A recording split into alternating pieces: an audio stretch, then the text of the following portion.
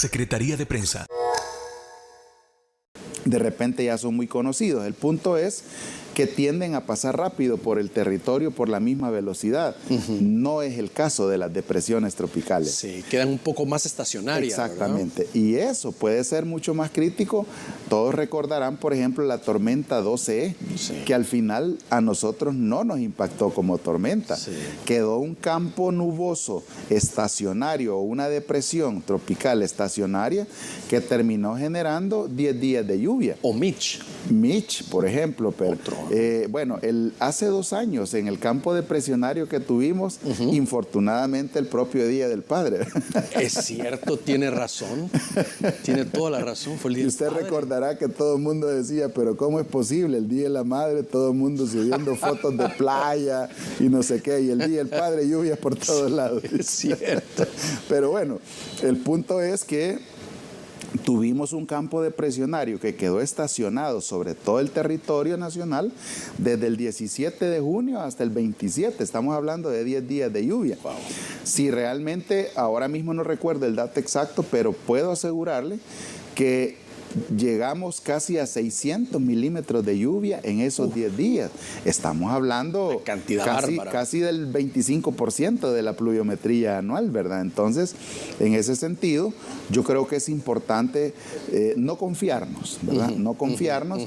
Por ahora, le puedo asegurar que el riesgo ha bajado. Siempre hay algunas situaciones, tormentas en Honduras, que pueden generar crecidas repentinas en nuestros ríos, etcétera. Pero el riesgo de 10 le puedo asegurar que ha bajado a 2 o 3. Sin embargo, nos quedamos en amarilla todavía. ¿Qué se puede esperar para el fin de semana? Porque se ha estado hablando que el domingo podría llegar una situación de lluvia. ¿Será tan preocupante como lo que hemos vivido estos días o será una situación menor?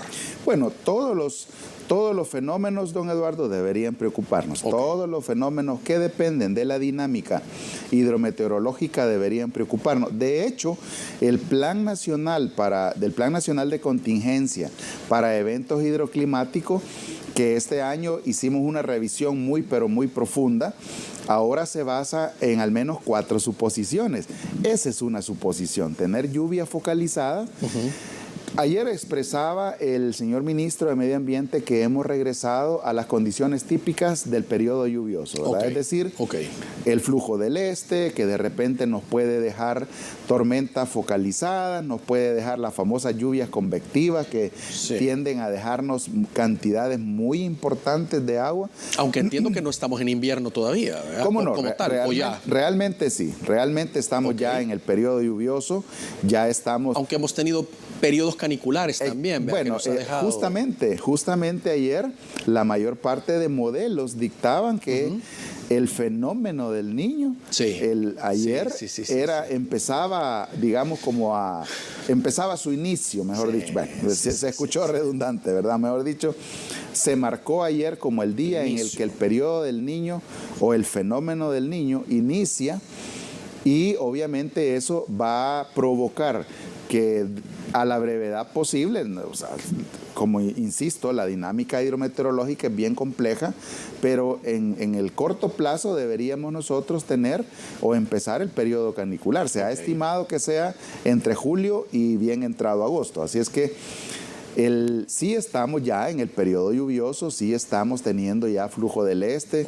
De hecho, antes de esta tormenta tuvimos ya un par de pasos de ondas tropicales y obviamente la recomendación es estar muy al pendiente de todas las fuentes oficiales de información y obviamente pues considerar todas las recomendaciones que nosotros hacemos. Director, ¿cuáles son los últimos datos que se tienen? Tenemos los del consolidado del día de ayer, pero me imagino a esta hora ya en la mañana hay una actualización de los mismos. Bueno, le comento que afortunadamente, digamos, entre las 12 del mediodía de ayer y a esta hora o a las 6 de la mañana que hicimos el recuento nuevamente, nosotros en el centro de operaciones trabajamos, don Eduardo, en función de periodos operacionales. ¿Qué es un periodo operacional? Un intervalo de tiempo en el que se identifican problemas, se priorizan, se toman algunas decisiones operativas, se extrapolan al ámbito político estratégico aquellas que se ocupa extrapolar o subir al ámbito político estratégico. Al menos finalizando el periodo operacional de las 18 horas, es decir, las 6 de la tarde de ayer, ¿sí?, no registramos ninguna otra situación crítica. Okay. Qué bueno. Tampoco durante la noche, excepto algunos accidentes que cuando tenemos un fenómeno como esto, nosotros los asociamos, ¿verdad? Okay. De repente, por la peligrosidad que significa conducir. Humedad en la vía. Humedad en la vía, entonces. Una rama caída. Aunque justamente ayer teníamos una conversa con el delegado de la Policía Nacional Civil que llega a los informes. Sí, que llega al centro de operaciones como enlace, y me decía, habría que revisar las estadísticas diarias, ¿verdad? Sí, las estadísticas en estos momentos versus otros momentos. Entonces, es importante porque en la gestión de la información o en el establecimiento de esos parámetros es que nos damos cuenta que tanto pudo haber incidido una tormenta como esta. El punto es que al menos hasta las 6 de la mañana de este día registramos 156 árboles caídos en diferentes puntos de la capital, siendo uno de los más importantes, diría yo, porque afectó cables, afectó postes, afectó incluso algunos techos. 2 árboles que tuvimos, uno en la carretera del Litoral que conduce desde Sonsonate hacia La Libertad. Era bien grande, ¿no? Era bastante grande, era un conacaste que fácilmente creo que tenía 3 metros de diámetro, ¿verdad? Wow. Es un árbol con una dimensión muy, pero muy importante. También otro árbol que cayó sobre un restaurante, esto sucedió también en La Libertad, ¿verdad? Cerca de la zona del Obispo, particularmente en la zona de Punta Roca, ¿verdad? Entonces, digamos que han sido los hechos más críticos que tuvimos. Tuvimos otro tipo de incidentes relacionados con árboles caídos en algunas carreteras. Estuvieron momentáneamente obstruidas, pero debo decir, gracias al trabajo operativo, a la presencia de los equipos ya en el territorio, al final hemos logrado solventar todas esas situaciones. Deslizamientos se contabilizaron 27 en diferentes puntos, unos fueron atendidos por el Fovial, otros por las comisiones municipales de protección civil, y si me lo permite quisiera aprovechar el espacio para felicitar a todos los gobernadores, gobernadoras, alcaldes, alcaldesas, que en su calidad de presidentes de comisiones departamentales, ya sea presidentes de comisiones departamentales de protección civil y municipales, han hecho un trabajo muy, pero muy importante. Se han activado, han estado muy al tanto de la situación.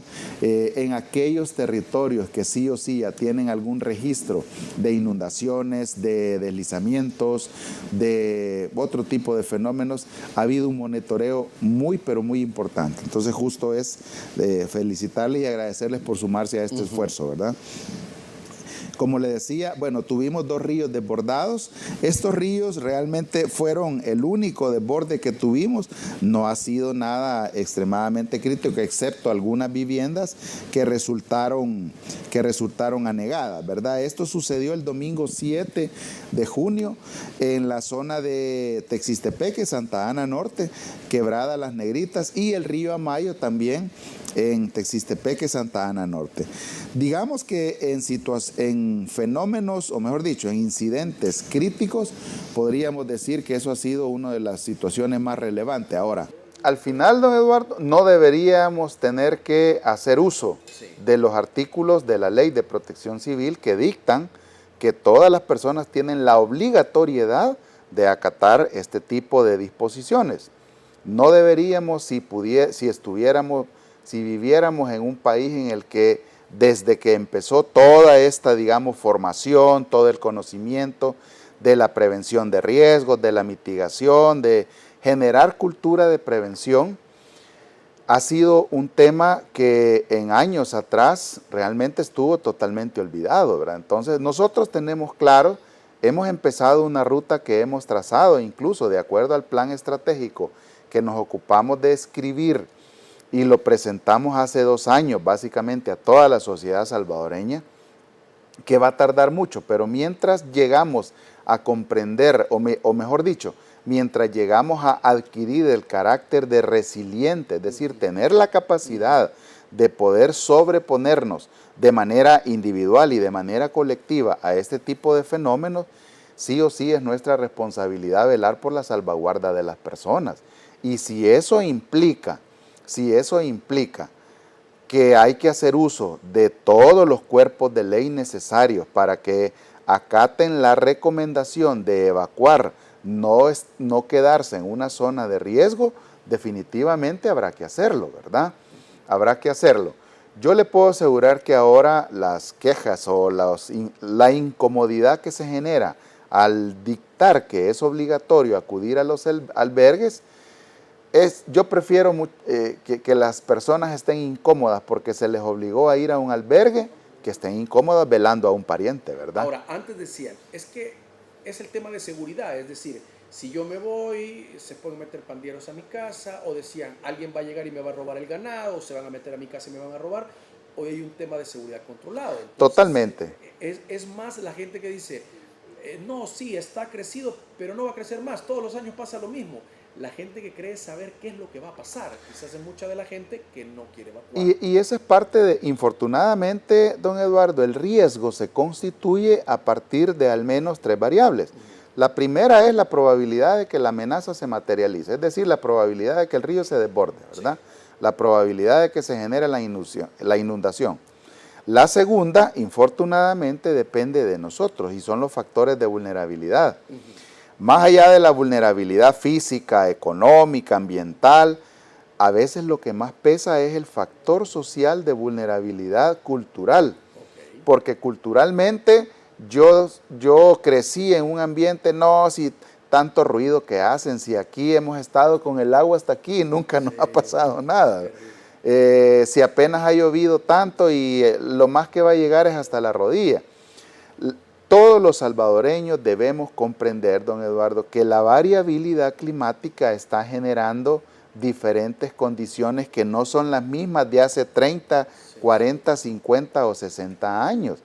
Estamos ahora mismo ante una situación en la que por la misma variabilidad climática podríamos tener el agua hasta la rodilla, pero caen 100, 150 milímetros por una lluvia focalizada en la cuenca alta de ese río, y de tener el agua hasta la rodilla podríamos llegar al cuello o un poco más. Entonces, si en algún momento nosotros hacemos sugerencias, recomendamos, el Ministerio de Medio Ambiente hace todas las interpretaciones necesarias, genera los boletines para que desde la Dirección de Protección Civil nosotros pongamos los diferentes estados de alerta, hagamos las recomendaciones. De verdad que lo que nosotros esperamos es que se nos dé la credibilidad o por lo menos confíen en que lo que se les está diciendo es por su seguridad, ¿verdad? Ahora, hay otro tema interesante también, lo que ocurrió en Sunset Park, sí, y también en la zona de San Luis La Herradura, y lo hablábamos en la pausa, director. Sí, no tiene relación con la situación de las lluvias, sí, es decir, sí, antes de que empezara a llover ya había una afectación en estos lugares por el tipo de marea y el oleaje incrementado, que es un fenómeno aparte, es decir, puede ser que no estuviese lloviendo en ese lugar y ya tuviéramos algún tipo de afectación, y eso es importante entenderlo. Porque y de hecho así fue. Turistas o locales pueden decir, no, si no está lloviendo, entonces nos podemos meter al mar y podría generar un riesgo con lo que hemos visto. De hecho, nosotros hicimos una advertencia por el oleaje muy rápido y mucho más alto que íbamos a tener. Lo que hemos estado teniendo, don Eduardo, es un fenómeno conocido técnicamente como mar de fondo. ¿Qué es el mar de fondo o qué significa? Realmente el mar de fondo se produce por tormentas muy pero muy fuertes en mar abierto. Tormentas que probablemente ni siquiera tenemos nosotros la capacidad de ver desde la costa incluso, ¿verdad? Porque alguien puede decir, pero ¿cómo una tormenta? Bueno, el tema es que al final el océano tiene su propia dinámica, y cada vez que se generan este tipo de tormentas, vientos huracanados, lo que pasa es que termina generándose una cantidad de oleaje pero en lugares muy lejanos a nuestra costa, pero que al final sucede. Van a terminar llegando. Exactamente, y ayer yo se lo ejemplificaba a algunas personas de esta forma. Usted puede tener una pila en su casa grandísima, ¿verdad? Donde tiene a saber cuántas barriladas de agua. Por muy grande que sea, usted empieza a generar esto en el centro de esa pila, en algún punto va a llegar esa oscilación que genera el agua. Entonces, eso es lo que pasa con el mar de fondo. Se generan tormentas en mar abierto, probablemente muy alejado de nuestra costa, pero al final todo ese oleaje termina llegando a nuestra costa, ¿verdad? Hemos tenido un fenómeno que empezó desde el domingo, básicamente yo diría que desde el domingo, o quizás tuvimos las primeras manifestaciones el día sábado, y todos los daños que ahora hemos tenido probablemente son más causa del mar de fondo que de la tormenta Cristina, así es. Y no es primera vez, ¿verdad? Para los amigos que he visto yo que están haciendo sus propias conclusiones, permítanme decirles que no es primera vez que tenemos el fenómeno de mar de fondo. Lo tuvimos en 2012, luego lo tuvimos en 2016, coincidió.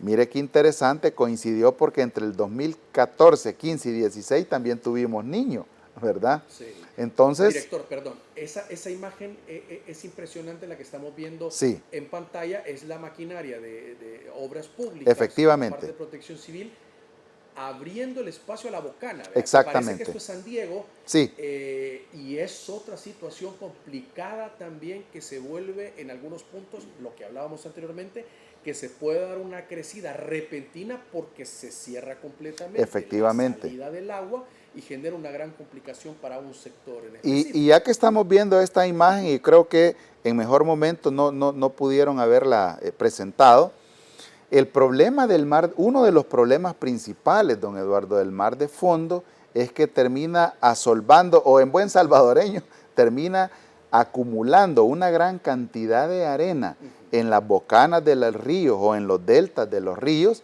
y obviamente termina tapando la salida del agua.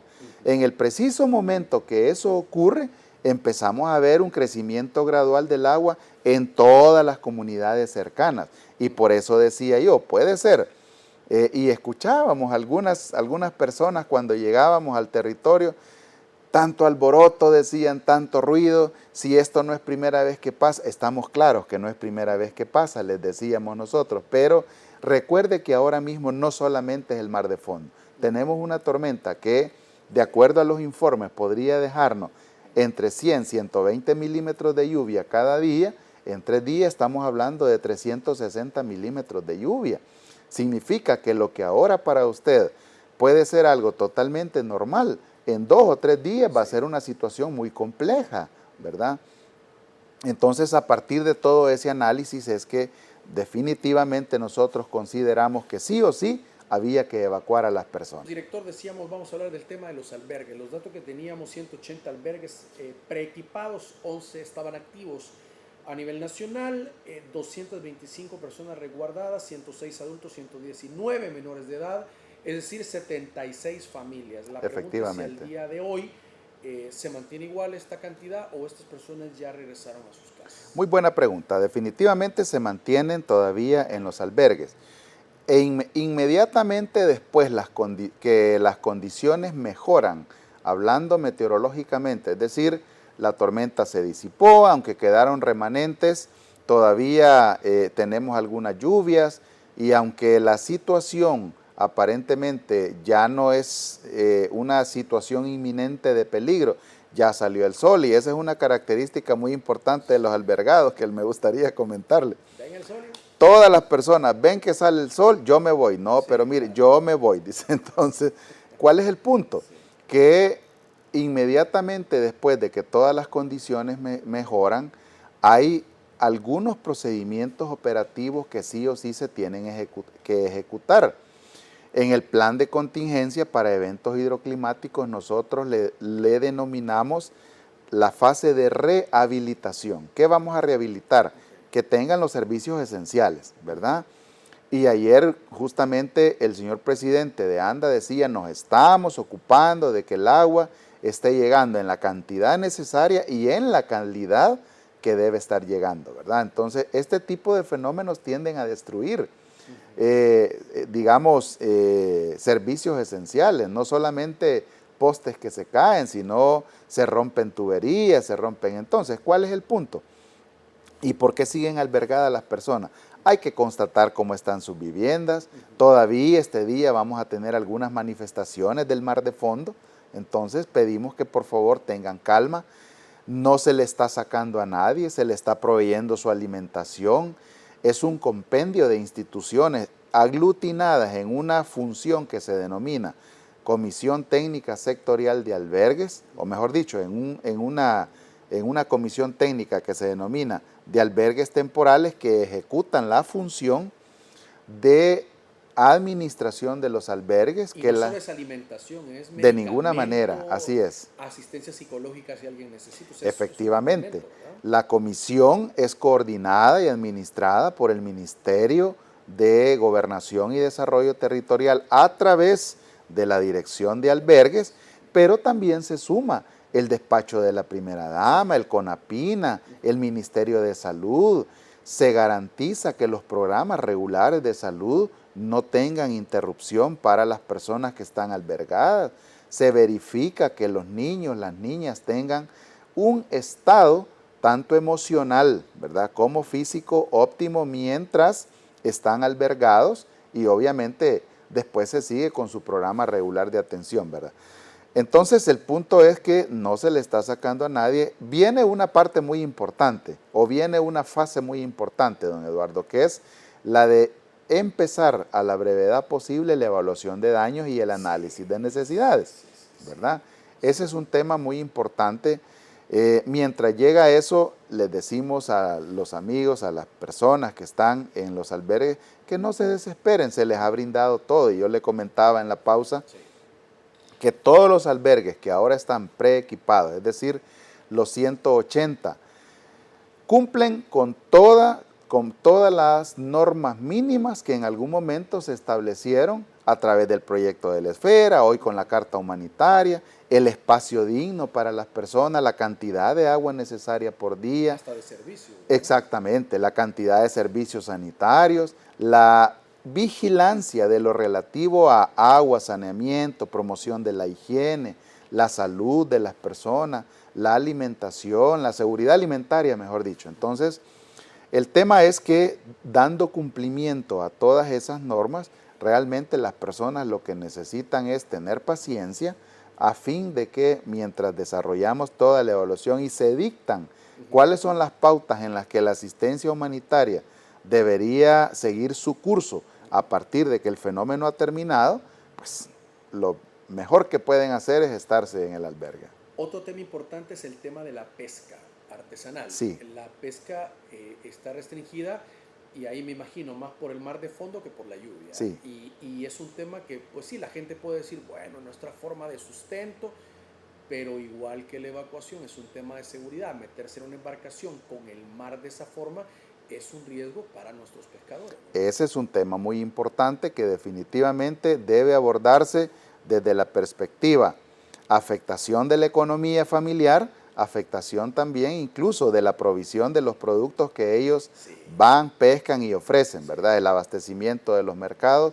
Al final, don Eduardo, el tema de gestionar una emergencia, como a veces suele pensarse, no es explícitamente llegar, evacuar, albergar y ya se acabó, ¿verdad? Ahí incluso vemos cómo, por ejemplo, las emergencias y ahora diferentes marcos globales lo abordan bajo esa perspectiva, la continuidad de las operaciones de las empresas incluso, ¿verdad?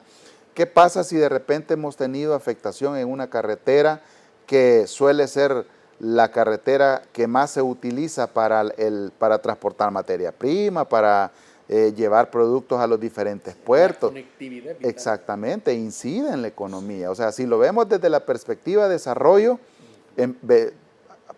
empecemos por el desarrollo social, vivienda, salud, educación. Luego pasamos al desarrollo visto desde la perspectiva económica, turismo, producción, exportaciones, importaciones, incluso qué pasa cuando el mar de fondo no permite que ni siquiera los barcos atraquen en los puertos. Entonces, y luego el tema ambiental también, que también es parte de los pilares fundamentales del desarrollo, ¿verdad? ¿Cómo incide esto en el medio ambiente de nuestro territorio nacional? Director, hay un tema también importante y es, aparte de que la población puede colaborar evacuando o viendo riesgos, a raíz de la situación de lluvias, decíamos, estamos en invierno, no está lo más copioso del invierno, lo que se tuvo un fenómeno aparte, pero hay riesgo con muchos árboles. Por supuesto. De repente, saber identificar y saber llamar a las autoridades, decir, mire, aquí afuera de mi casa hay un árbol, se ve podrida la parte de en medio, sí, el árbol está completamente torcido, o saber identificar los riesgos, si un árbol puede constituirse un riesgo para una familia o no, es importante para minimizar el riesgo que se pueda generar. En los últimos años, don Eduardo, nosotros hemos venido desarrollando o ejecutando el plan de contingencia para eventos hidroclimáticos a partir de dos momentos, si así lo quisiéramos denotar, ¿verdad? El momento, diría yo, crítico es este que ahora mismo acabamos de pasar, es donde echamos a andar todos los mecanismos para gestionar la operatividad en función de la salvaguarda de la seguridad de las personas y de la atención de las personas. Ahora mismo vamos a pasar a la fase de rehabilitación y en algunos casos, como se ha podido observar, de reconstrucción también. Ese es el ir y venir de cualquier emergencia. Pero hay algo muy importante que también hemos venido ejecutando previo a la llegada de estos fenómenos, y es el tema de un plan específico de reducción de riesgos, que incluye lo que justamente usted estaba mencionando. Tenemos una carga, ahora mismo no sé a cuántos árboles pendientes hemos llegado de descopar, porque quisiera aclarar algo. Tampoco se trata de llegar y talar, no, de ninguna manera. Sí, claro. Hay una normativa que sí o sí tenemos que respetar, y es el hecho de cuidar nuestros árboles o las especies de árboles protegidos. Entonces, en primer lugar, debes tenerse claro que el árbol es un riesgo franco, ¿verdad? Y definitivamente va a caer sobre una vivienda, o si lo queremos hablar en términos técnicos, ya sea sobre infraestructura de habitación o infraestructura de producción, no necesariamente afectan solo casas, ¿verdad? Okay. Tenemos que tener claridad de que hay especies que no vamos a poder talar totalmente, pero las podemos descopar, ¿verdad? Mantenerlos en una altura adecuada, a fin de que no se dañe el medio ambiente también.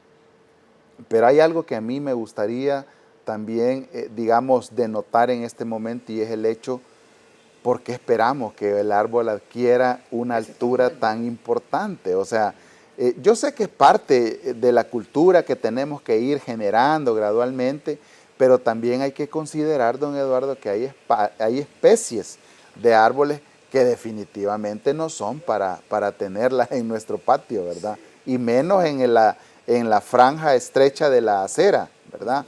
Entonces, estamos enfocados en eso. Nos ha dado muy buenos resultados, debo decirle, al menos en los últimos 5 años que hemos ejecutado esa fase previa a la operatividad que se genera ya una vez entra el periodo lluvioso, nos ha dado muy buenos resultados. Y ahora quisiera mencionar algo que es muy importante.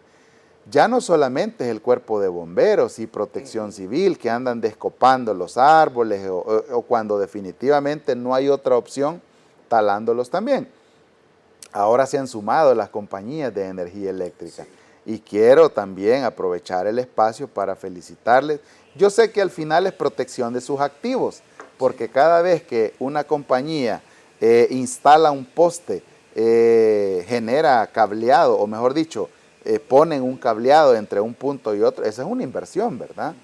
Esa es una inversión que ellos hacen a fin de asegurar la provisión del servicio de energía eléctrica. Sin embargo, también hay que considerar que si falla ese sistema porque le cayó un árbol, porque no solamente pierde la compañía.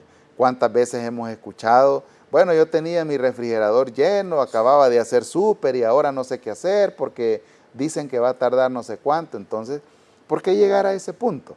Perfectamente podemos desarrollar planes de reducción de riesgos que nos permitan identificar esos árboles que pueden significar un problema, particularmente cuando tenemos las lluvias focalizadas, que traen vientos hasta de 50 kilómetros por hora. Director, decíamos lo que nos toca, ¿verdad? A los ciudadanos, no lanzar basura a las calles, malas prácticas, porque al final esa basura, aparte que no debemos hacerlo, ¿verdad? Por supuesto. Feo, pero ¿dónde va a terminar?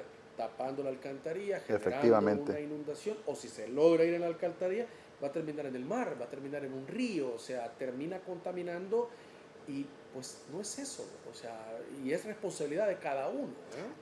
Hace algún momento, don Eduardo, hablábamos del factor social de vulnerabilidad cultural y por supuesto el educativo también, ¿verdad? Que no necesariamente tiene que ver con el hecho de que una persona haya pasado por la educación formal, ¿verdad? Hay cosas que sí o sí nosotros las tenemos que comprender y de repente asirnos de ellas desde la casa.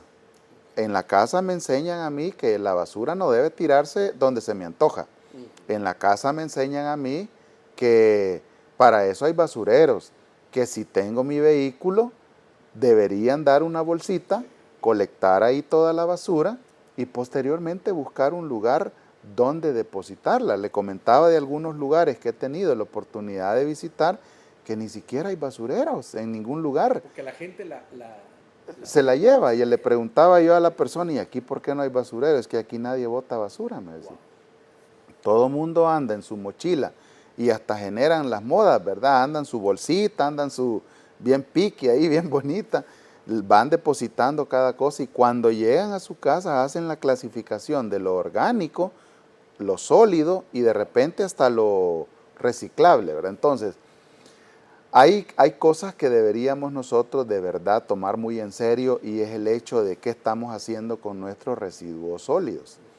Todos los años nosotros ejecutamos el plan de limpieza de quebradas, en primer lugar, porque aunque sean quebradas de invierno, es decir, que solo colectan agua cuando empieza el periodo lluvioso, nunca pierden la humedad al 100%. Sí. Eso significa que vamos a tener crecimiento de maleza que cuando vienen las primeras repuntas se desprende y va a parar a algún lugar. Pero no es lo mismo que vaya maleza, zacate, un tronco, a que vaya una cama. Exactamente, un esqueleto de refrigeradora o esqueleto de cocina.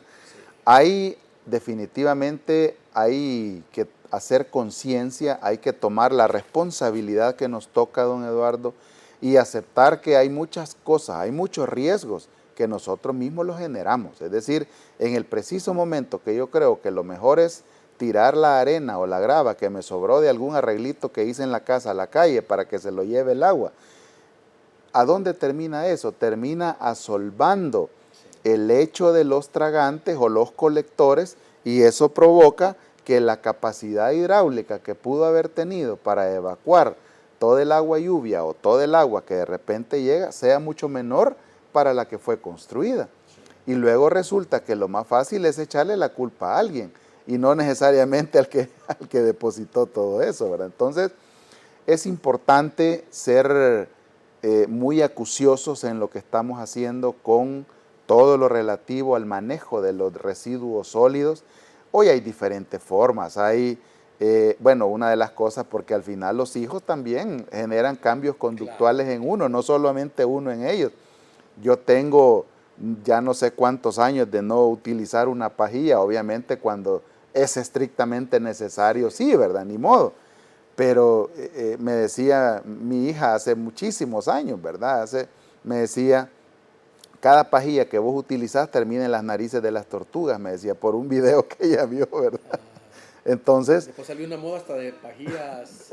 Ahora existen las pajillas biodegradables, ¿verdad? Que se pueden limpiar también. Exactamente. Entonces, yo creo que es de verdad un tema de hacer conciencia de qué estamos haciendo con nuestro medio ambiente también y de paso asegurar que no voy a taponar el tragante que está cerca de mi casa y después me voy a quejar porque se inundó, ¿verdad? Se inundó la colonia, se inundó la calle.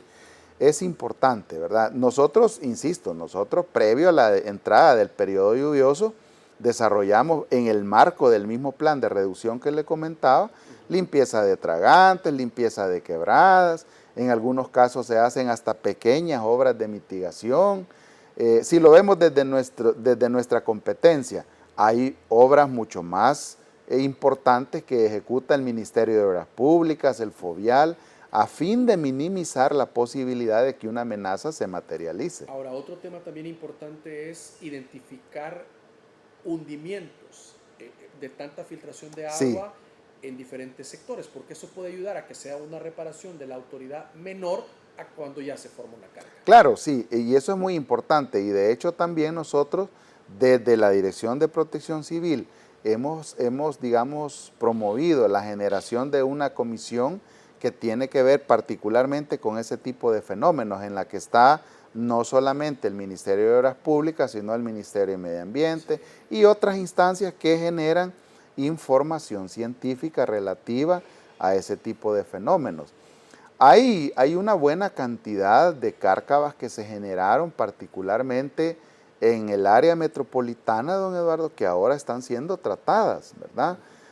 Bueno, hemos tenido proyectos como el que desarrolló el Ministerio de Obras Públicas en la colonia Santa Lucía, luego aquí en Brisas de San Francisco y en otros lugares donde se ha seguido el curso legal a fin de establecer, porque tampoco es que son proyectos extremadamente onerosos, ¿verdad? Muy caros. Entonces, el punto es que para no llegar a eso sí es importante también la participación ciudadana. Muy bien.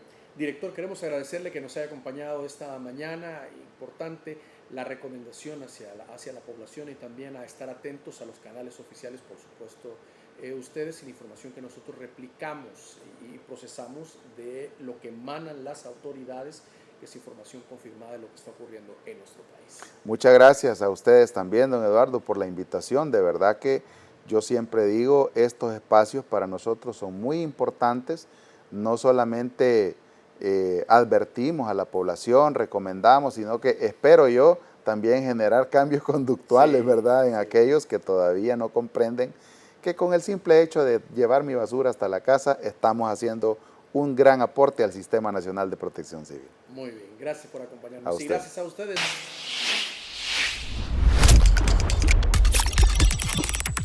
Secretaría de Prensa.